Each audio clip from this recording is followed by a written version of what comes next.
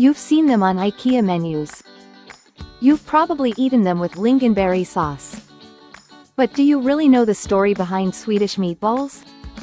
These little round delights are beloved around the world, but what if we told you that they're not as Swedish as you think? In this video, we dig into the juicy, savory secrets and unknown facts about Swedish meatballs. Historical origins.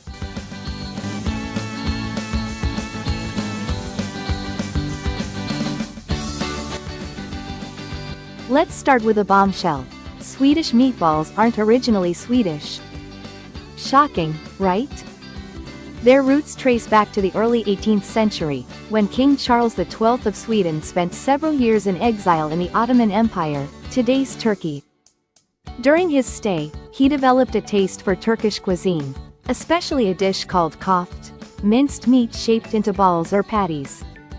When he returned to Sweden in 1715, he brought this culinary idea with him, and Swedish chefs adapted it to local ingredients and tastes. That's how köttbullar, or Swedish meatballs, were born. Secret ingredients and variations.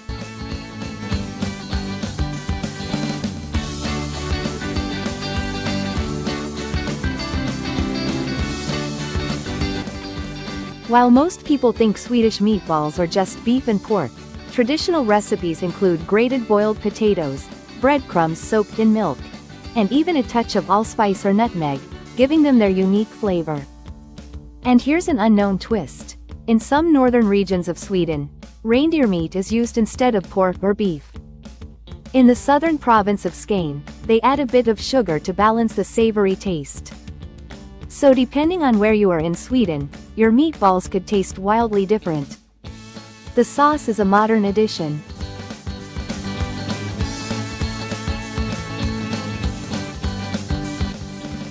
Another surprise? The creamy brown sauce we associate with Swedish meatballs is a relatively modern addition. Historically, they were eaten dry or with simple pan drippings.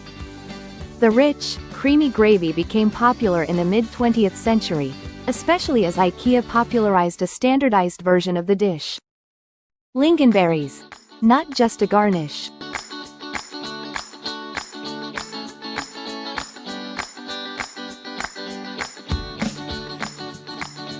Let's talk lingonberries. These tart red berries are more than just a colorful garnish. In traditional Swedish cuisine, lingonberries were used for preservation.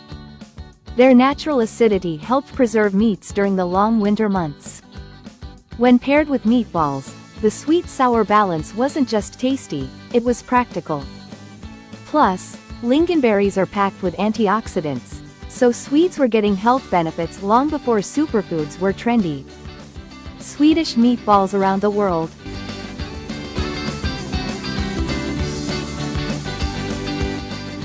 Today, Swedish meatballs have gone global. But did you know that the versions served abroad often differ dramatically from those in Sweden? For example, in the US, they're often larger and served over noodles. In IKEA restaurants around the world, the meatballs are adjusted to suit local tastes.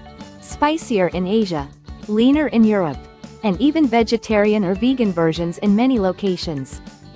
In fact, in 2015, IKEA launched grönsaksbollar, plant-based veggie balls made with chickpeas, carrots, and peas, responding to growing demand for sustainable eating.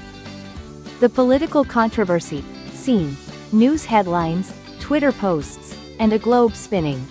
Believe it or not, Swedish meatballs even sparked a political controversy. In 2018, Sweden's official Twitter account tweeted, "Swedish meatballs are actually based on a recipe King Charles XII brought home from Turkey in the early 18th century." This tweet went viral, leading to international headlines, and a mix of pride and confusion among Swedes. For many, it was a wake-up call that even the most traditional dishes can have multicultural origins. Meatballs in SPACE?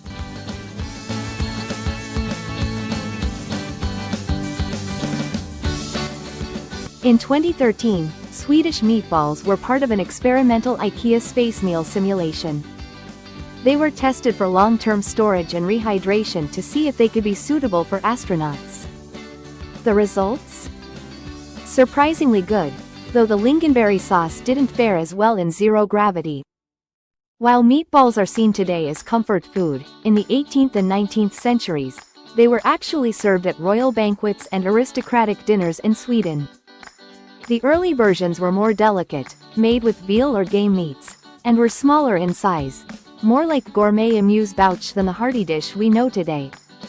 Meatballs and coffee were once served together in rural Sweden, especially in farming communities. It was common to serve cold meatballs alongside strong black coffee during afternoon fika, coffee breaks. It was considered an energy boost for workers returning to the fields. This unusual pairing may seem odd today, but it reflects old Swedish dietary habits.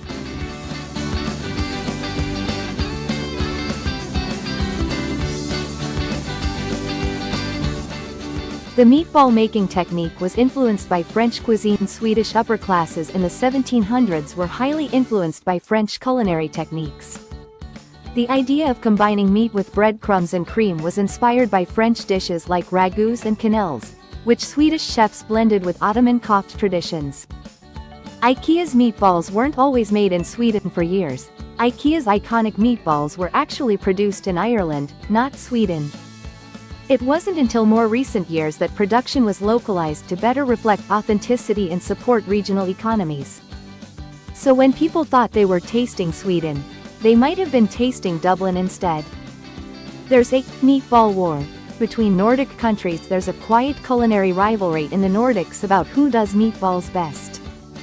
Denmark, Norway, and Iceland all have their own variations, like Danish frikadelle or Norwegian kjøttkaker, and each country claims theirs to be the original or superior. The differences lie in size, shape, seasonings, and accompaniments. It's part of an effort to preserve Sweden's culinary heritage.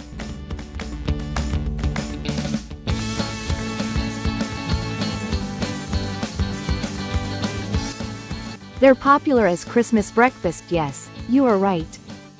In Sweden, a julbord, Christmas buffet, isn't complete without meatballs. But some families even eat leftover meatballs for Christmas breakfast the next morning, reheated in a pan and served with pickled cucumbers and mustard.